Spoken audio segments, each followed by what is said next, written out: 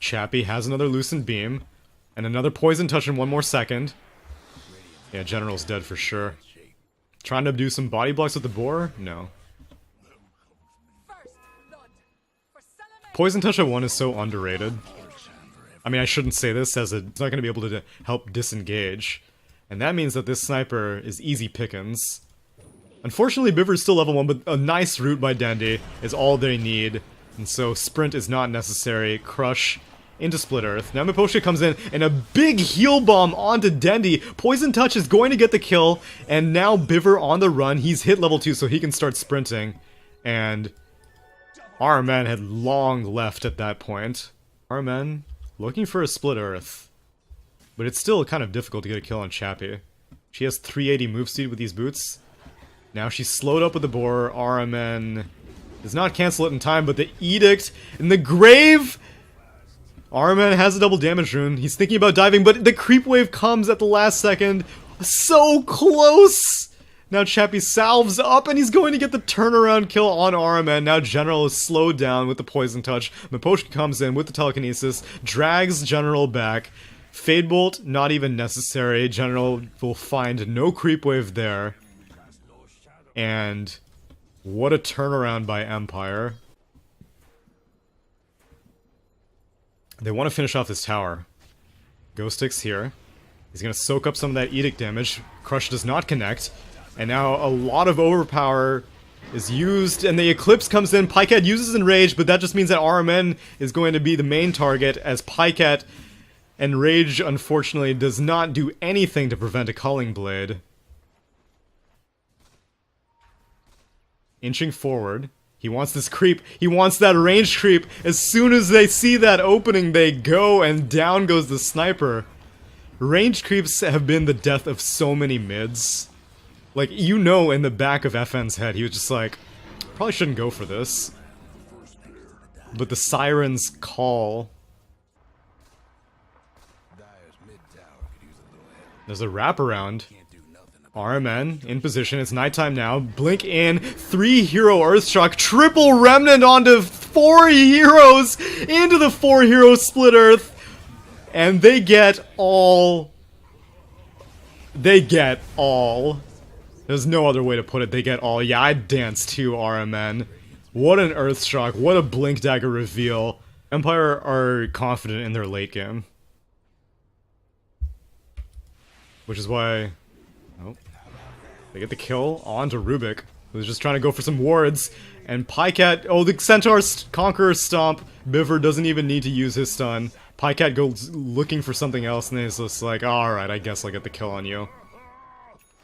Aegis is reclaimed. And sometimes you see that, and players will often be like, oh, it's just because, like, he's having a hard time hitting the Split Earth, he wants more points. And then nice blink onto the sniper. The sniper is dead for sure. Pycat shows up for some assist gold. But you saw the AoE on the Split Earth. It increases from 150 to 225. And that was the only reason he was able to hit all 4 heroes with that Split Earth. If they get the stun onto Chappie, he was farming the Dire Jungle. The Centaur Conqueror was just walking around and spots out a Luna. And Na'Vi quickly killing both cores of Empire yet again on the Ember Spirit. Anyway, back to my theory crafting. Oh, never mind, not yet. Miposhka hiding behind a tree. And then he shows himself behind the tree, Looney Tunes style. Centaur Conqueror actually gets lifted so it can't stun, but that just means it'll stun a little bit later. And now Biver's on a killing spree. Is going to die very quickly. This pikeless team of Team Empire, like, they have no real way. Nice crush onto the Luna, into the Split Earth, but RMN's kind of low, so he doesn't want to commit any further. As Ghostic looking for a taunt, RMN's almost certainly going to get chopped. And they get a kill. But it's just on a support. The more net worth than Dazzle and Rubik combined, as they get another taunt onto the Beastmaster. Uh-oh.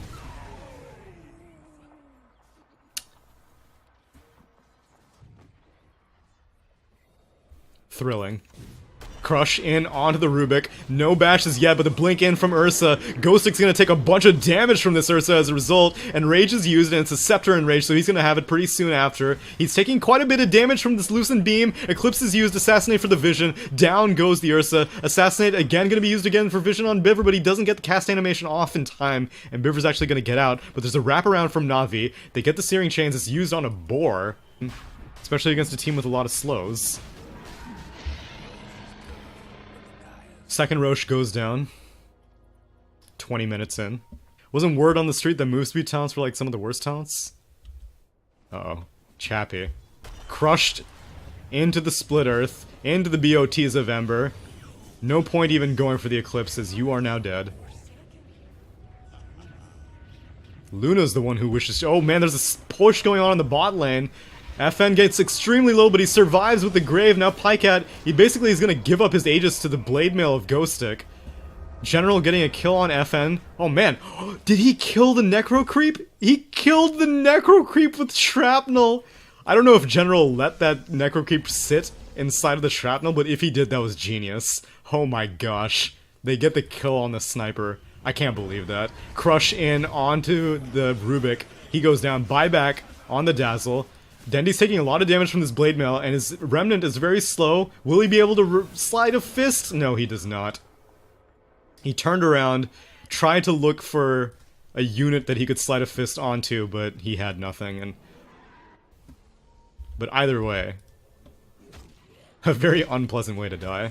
Pycat gets spotted out, doesn't blink out in time, so he's gonna take a bunch of damage from this Blade Mail, and Enrage is down as well for some reason. 24-second cooldown. He must have been using it to farm. Both teams playing it very safe, although RMN might be the first person to die. Ghostic gets his smoke popped. Will he be able to get the Bloodstone suicide? No, he will not.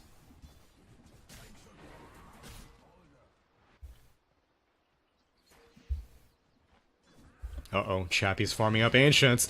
They're gonna find him, activates the BKB into the Eclipse. Aurora's used, but that's just to help break the fight apart as the Necrobook dies. And Dendy gets caught out by the taunt of Ghostic, and the assassination on top of the Calling Blade gonna finish off the Ember Spirit. It is a nice bonus, but they may have to— they trade the entire tier 2 for that. Slardar's holding onto the cheese for right now, but chances are they'll give that to Dendy Ember Spirit. Yule's up into the Split Earth, but nice Hurricane Pike, but not fast enough. He gets caught sliding. Edict follows him in the fog, and a solo kill for RMN. Was he taunting? He may have been taunting. I don't know if he was or not.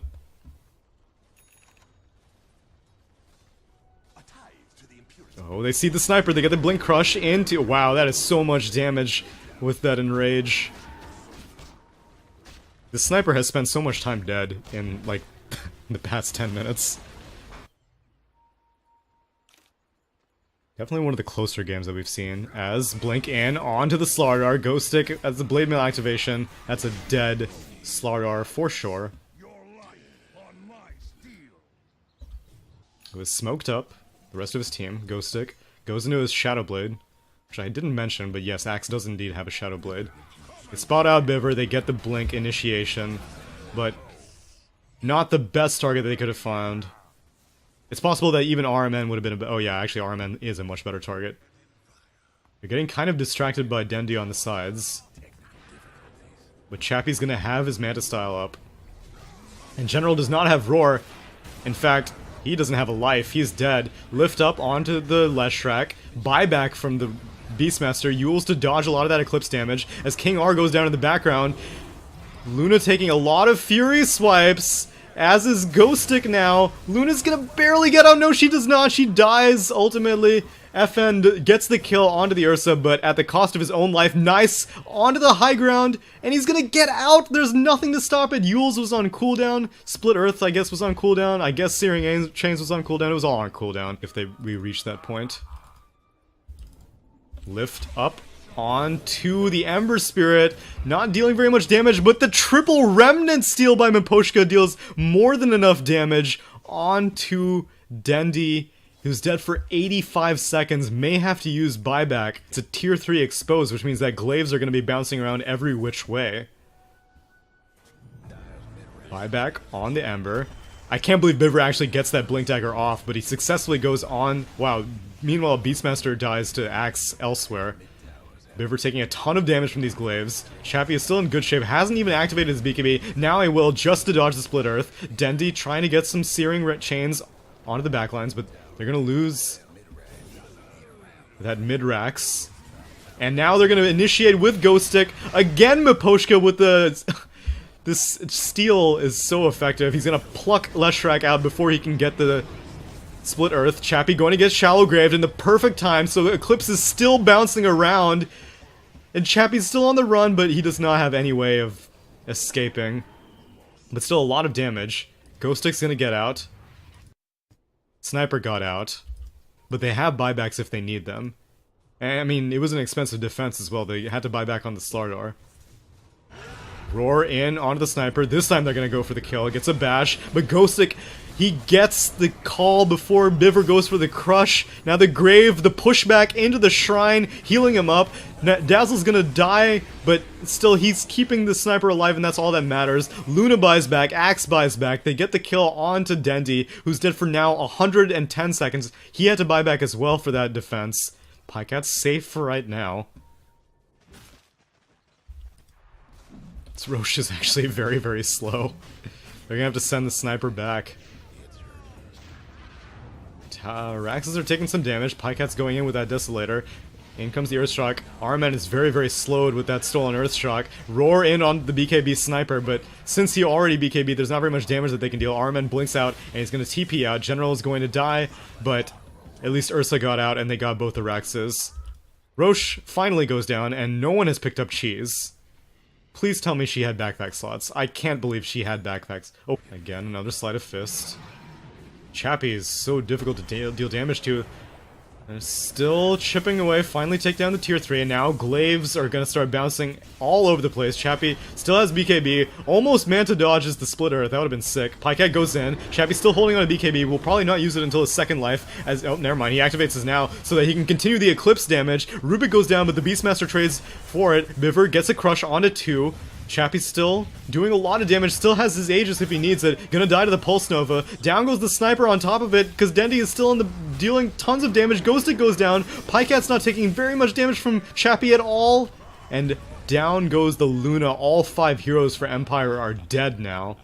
One can only wonder if this thing may have helped, but he'll have Edict up again in 10 seconds. There's no buyback on the Luna. I think Navi are gonna take this. Arman needs to position himself in such a way that he can only hit the tier 4s. There's gonna be Assassinate. Pycat, please use Enrage. Well, he does, but I think it was too late anyway. Arman has Edict. Use the Edict! Use it! Okay, well, he has BOTs. What the f... Okay, well, I'm at a loss for words, but they're gonna win anyway. They're gonna win anyway. It was the ultimate